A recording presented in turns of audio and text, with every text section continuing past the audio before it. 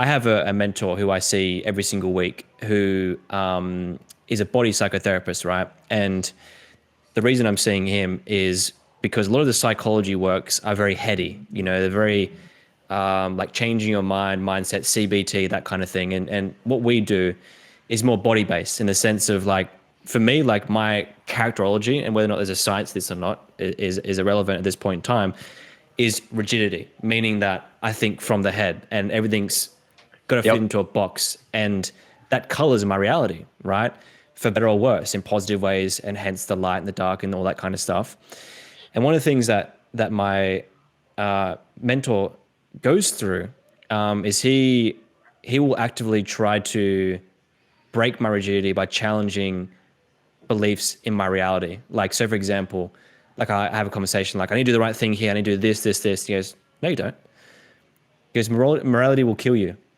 And I'm like, what? And he goes, you're holding on to morality so much that it's actually blinding you from your natural, in my words, your natural reflex of what you do and don't want.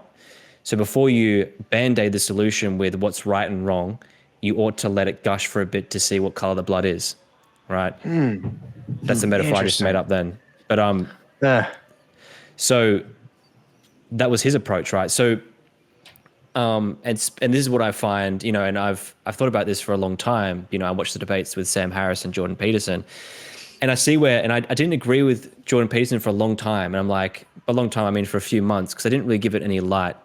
But Sam Harris is like trying to, again, very, very like broad. I'm being very broad here, and I'm happy to be challenged on it. But for me, the feeling I get from him, right, is that he's trying to define reality through this box. Like everything has a box.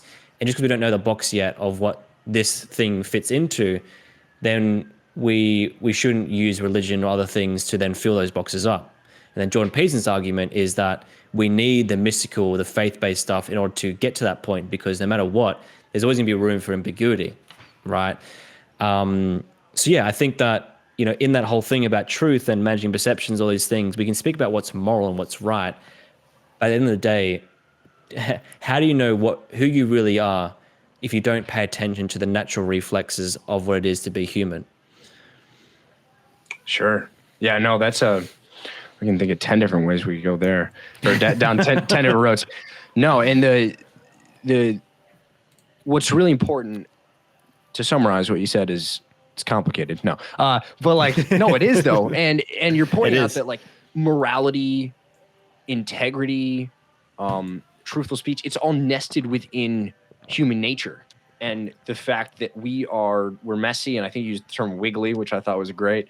But we're not perfect. We're limited, and we're going to make mistakes, and our perceptions are tricky. And some of us are wired more intellectually and more heady.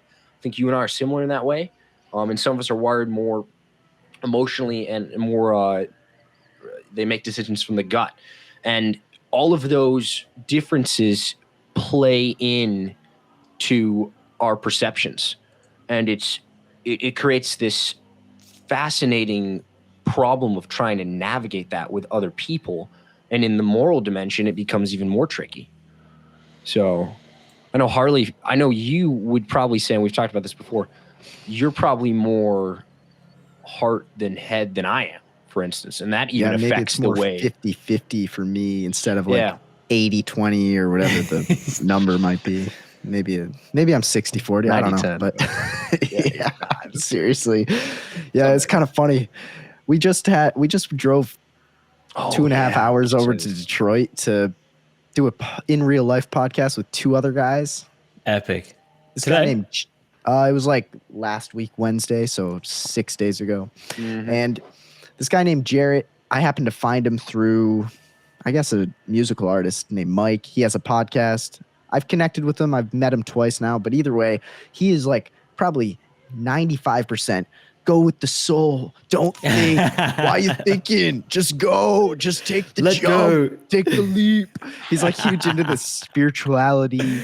You feel it in your heart. I know those types. And I'm just kind of like, I hear it and I'm like, I resonate somewhat, but I still have to think about it. And it was crazy because the 2 of them were kind of more gut oriented and we were more head oriented. Like they were talking. They love Terrence Yeah. McKenna and I hear you, man. I hear you. a few other people, and they were kind of saying, I don't ever like listening to Peterson. It's too much head. It's just crazy to like see the difference. But yeah,